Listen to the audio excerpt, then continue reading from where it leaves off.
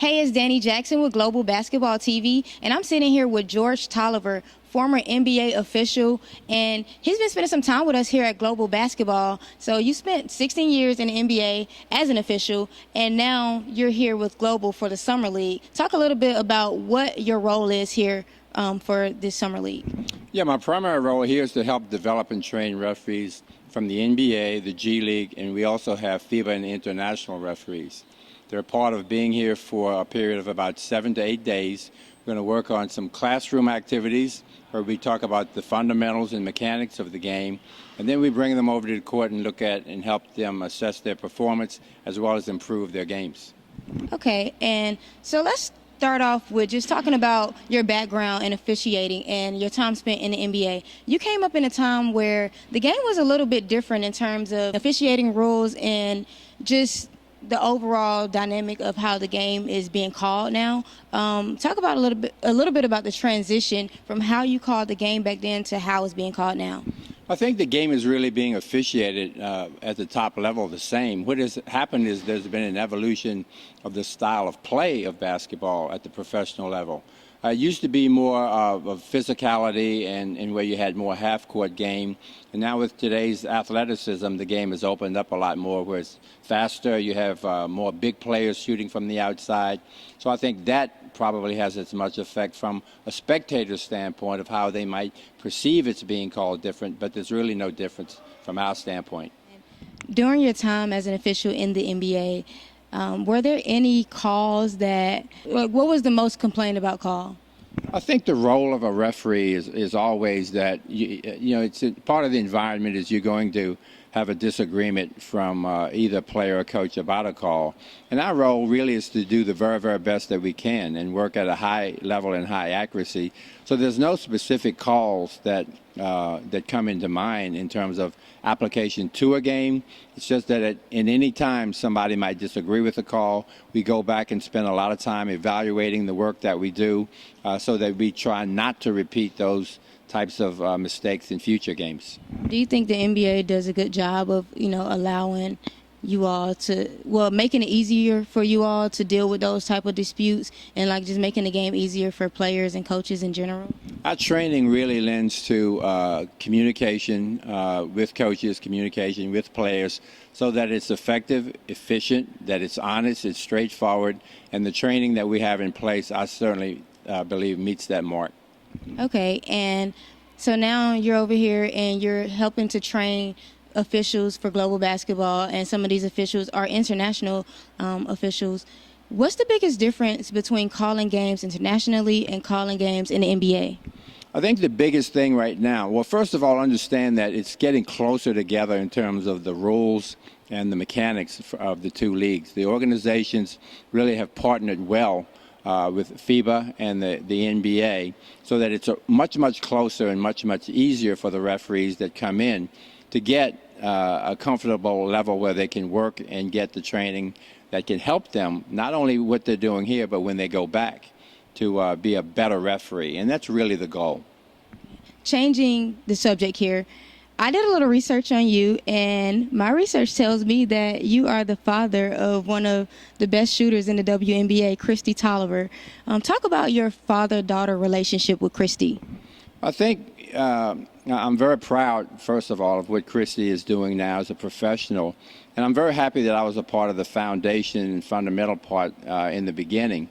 I can still remember back to the little games in the basement and the shooting techniques and how to hold your follow through, because I realized that the importance of scoring when you have a passion to be a good basketball player, certainly if you don't have a lot of size, is really, really important. And so I think all the steps and stages that she went through and her passion drove this. But it's really nice to look back and reflect on, what happened then and where she is now. And certainly as a professional player now, she's, a part of another great organization, and she's really working very hard to be the very, very best that she can be. So I kind of just sit back, watch it, and let it play out its course, still thinking and remembering the times when it all began. So you pretty much taught her everything she knows. Well, I was involved in that, and again, her willingness to participate, learn, and take the information, work on the fundamentals on her own. I certainly was not a driving, pushing force, but I think I would be remiss in saying that I had a good understanding about fundamentals of basketball, and I'm very glad that at least that's one thing that I could share with my, not just Christy, but also her older sister, Carly. Okay, and you spent a lot of time, around basketball. You worked in the NBA. What was it like when you first realized that she was interested in basketball? Well, I knew very, very early on that her interest was there because I would come home and start looking at videos to break down my games, and she would always come and sit with me. She usually had a basketball in her hand, and I know that when we went downstairs and started to do the little basketball drills, the thing that I understood was how her eyes lit up every time she was around and involved in the game. And so I knew very, very early on that what I needed to do was make sure that I gave her every opportunity to pursue the passion that she had there. And that's why I taught her. I tried to provide her with camp situations and give her every opportunity to learn and grow with that sport. Okay, and how proud are you of her for winning a championship? Well, I think every athlete wants to attain that championship, regardless of whether it's high school or rec league or whatever it is. And to see the work that goes into it, and I know there's a lot behind the scenes I'm not even aware of, but to see the work that she went through to work out off the court, all the shooting that she did on the court, and to be a positive part of that team and chemistry and organization to win a championship. Fortunately, I was there. I was at that game, and when that last shot went in, and everybody, pretty much because we were on the road, everybody went, ah. I was one of the very few that could stand up and cheer. And to see what went on post-game and to see the look in her eyes and the relief that showed that there'd been a lot of work over years, not just that year, but years to go into it. Yeah, there is a sense of pride that I had, but I certainly understood and again reflected back to all the work that she had done over many, many years to put herself in that position. So after her playing career is over, do you think she'll follow in your footsteps and maybe put on a striped shirt? I think everybody finds their own path, and I think as a parent, you want to you want to do everything you can to offer your children the opportunity to understand that, what your journey was doesn't have to be their journey.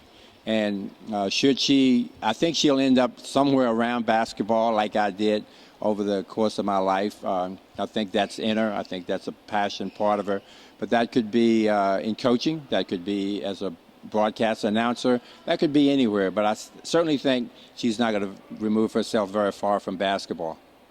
Thank you, George. And thank you all for tuning in. So stay tuned here to Global Basketball TV for more features and more updates on GBSL Summer League.